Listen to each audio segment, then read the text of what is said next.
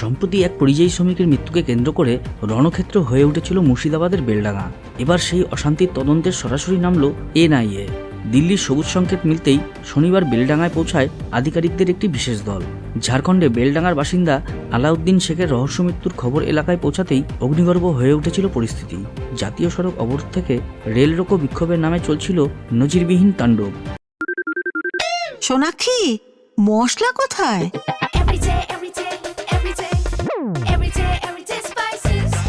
Everyday মশলা, দেশের স্বাদ। বাদ যায়নি সংবাদ মাধ্যমের ওপর হামলাও, কিন্তু প্রশ্ন উঠেছে এক শ্রমিকের মৃত্যুকে কেন্দ্র করে সাধারণ বিক্ষোভ হঠাৎ কেন চরম নৈরাজ্যের রূপ নিল।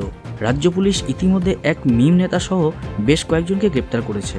তবে গোয়েন্দাদের অনুমান এই সংগঠিত হিংসার নেপথ্যে থাকতে পারে কোনো গভীর দেশবিরোধী ষড়যন্ত্র বা সুপরিকল্পিত উস্কানি। শনিবার ঘটনাস্থল পরিদর্শনের পাশাপাশি স্থানীয় পুলিশের থেকে তথ্য সংগ্রহ শুরু করেছেন এনআইএর আধিকারিকরা। কোন শক্তির ইন্ধনে স্তব্ধ হয়েছিল জনজীবন? সিসিটিভি ফুটেজ ও তথ্য প্রমাণ ঘেঁটে এখন সেই বৃহত্তর ষড়যন্ত্রের শিকড় খুঁজছে কেন্দ্রীয় সংস্থা। বহরমপুর থেকে পরাগ মজুমদারের রিপোর্ট, উত্তরবঙ্গ সংবাদ।